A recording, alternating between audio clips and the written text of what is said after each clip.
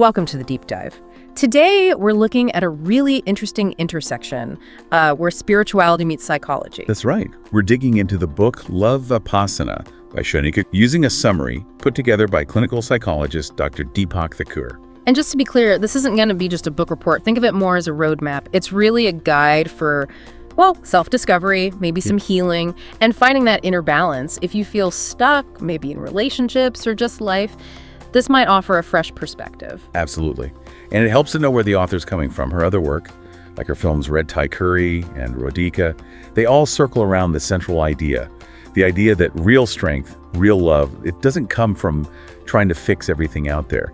It actually starts with accepting yourself fully. Okay, let's unpack this. And I think we have to start where the book does, with the author being incredibly open. She talks very frankly about her own struggles, failed relationships, real pain, deep loneliness. It's not abstract. Exactly. That honesty is key. Because let's face it, we all feel that sometimes. And that initial reaction, thinking pain is some kind of punishment, that's so common. Right. What did I do wrong? Or why me? Precisely. But the shift she talks about is huge. Realizing those hard times weren't punishment. They were more like signposts, guides, basically saying, hey, stop looking outside for the answer. It's time to look in. And that leads us straight to the core message, doesn't it? The way in is the way out.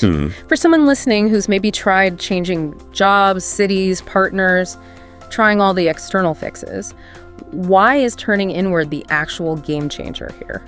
Because it puts the power back in your hands. Simple as that. When you're always looking for external solutions, you're basing your happiness on things you ultimately can't control. Other people, circumstances, luck. But the moment you realize the conflict out there mirrors something in here. An internal imbalance. Exactly. Then you shift your focus to the only thing you truly can control. Your inner state. It moves you from blaming things to taking ownership. And that is where peace starts. Ownership. Yeah. Okay. That brings us nicely to the sort of core energies the book discusses. These two forces inside all of us. First, there's Shakti. That's the feminine energy, right? Compassion, intuition, emotions, the feeling side. And then there's Shiva, the masculine energy. That's your logic, your discipline, making clear decisions, setting boundaries, structure. And the book connects this to psychology through this idea of inner integration. That's the term, yeah. Psychologically, it's about harmonizing these two. When they're out of whack, maybe you're all emotion and no logic, or all cold logic and no feeling. Conflict, internally and externally. Guaranteed. You fight with yourself, you fight with others. But when Shiva and Shakti are balanced, working together, that's where you find that inner harmony, that peace. And it seems like relationships are the main stage where this imbalance plays out. Love relationships especially. Oh, absolutely. The book calls it the power game. You know those phrases? I always do more, you just don't care anymore, you've changed. Yeah. Painfully familiar sometimes. Right. And those phrases, they're symptoms. The root cause often lies in our insecure attachment patterns, which is a key psychological concept. Your inner imbalance shows up. How so?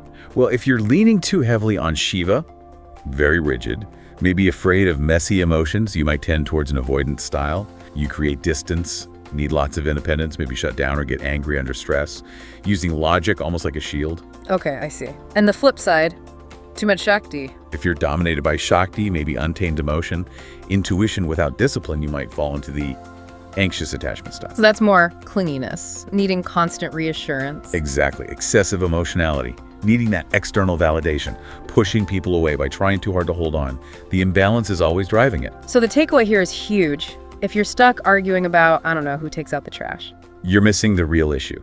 The problem isn't the chore chart. It's likely the inner misalignment of your Shiva and Shakti feeding that insecurity, fueling the fight. So you need to fix the inside first. Internal balance first, always. Which brings us to the how. If the goal is inner integration, what's the tool? And the book points squarely at Vipassana meditation.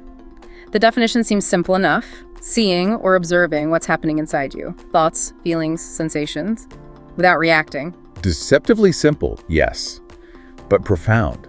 It's that non-reaction that makes it so powerful. It's why the source material calls it a kind of psychological therapy, not just relaxation. How does that work on a deeper level? Well, think about it. When you feel that wave of anxiety that's untamed, Shakti, right? Normally you'd react, text someone, distract yourself, whatever your pattern is. With Vipassana, you practice just observing it, feeling it without immediately acting on the impulse. That simple act starts to break the old habitual insecure cycle. And there's science backing this up. Oh, definitely. Regular practice is linked to neuroplasticity, literally changing your brain's wiring. Research shows it can lead to real reductions in anxiety, depression, anger, impulsivity. It builds mental clarity. It allows your observant Shiva nature to watch your feeling Shakti nature and your Shakti to maybe soften the rigid Shiva. They start talking, not fighting. Okay, that makes sense. Yeah. So it's an active process, which leads us to the practical steps, the strong path the book outlines. 5 principles for building that inner strength. It starts with understanding yourself. Right. Principle 1, awareness. Just recognizing your own patterns. What sets off your anxiety? When do you put up that avoidant wall? Then number 2, resilience. This is key. Accepting that pain happens, but it's not a punishment, it's a teacher. It shows you exactly where you need to work. Okay, awareness and resilience, then comes the active part. Yes. Principle 3 is balance. That conscious effort day by day to align the heart, the Shakti, with the mind, the Shiva. And number 4 sounds like the toughest one, detachment. It often is. And it's not just letting go. It's letting go of people, outcomes, expectations, without becoming bitter or resentful. Why is that without bitterness part so crucial? Because bitterness, that's often the Shiva part, the logic, trying to punish the world, rigidly holding on to the hurt. True detachment, in this view, is softer. It's the wisdom of Shakti letting go, guided by the discipline of Shiva, realizing that resentment only traps you and keeps you stuck. Makes sense. And all this leads to the final principle. Self-love. Number 5, and this isn't just, feel-good affirmations, it's the real deal. Fully accepting yourself. Flaws, mistakes, imbalances, all of it. That's the foundation for peace. It's the culmination of the other 4, really. Precisely. There are a few quotes from the book that really seem to capture this whole journey. Yeah, like, love took me to Vipassana, and Vipassana took me to love. It shows that cycle, right? The longing pushes you inward, the inner work opens you to real love. And this definition of intimacy. Yeah. Into me, I see. That is intimacy. Wow. Powerful, isn't it? True connection starts with being willing to truly see yourself. Then you can let others see you. And the one that sums up the inner work.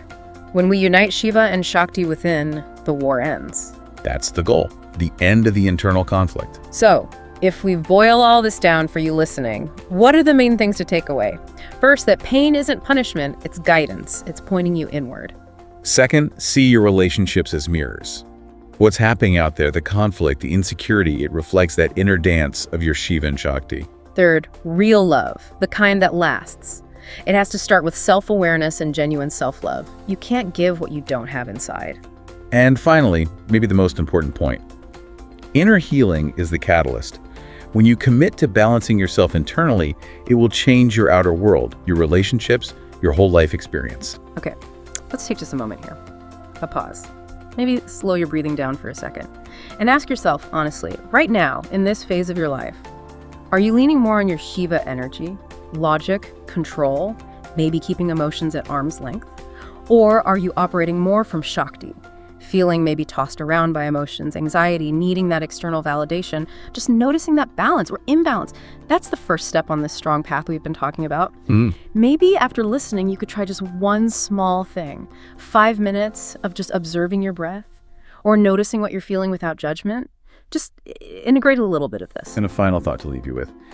If we accept that definition of intimacy into me, seeing into myself, then maybe the conflicts you keep facing in love or just life, they aren't really attacks from the outside. Maybe they're just signals that you don't fully understand your own patterns yet.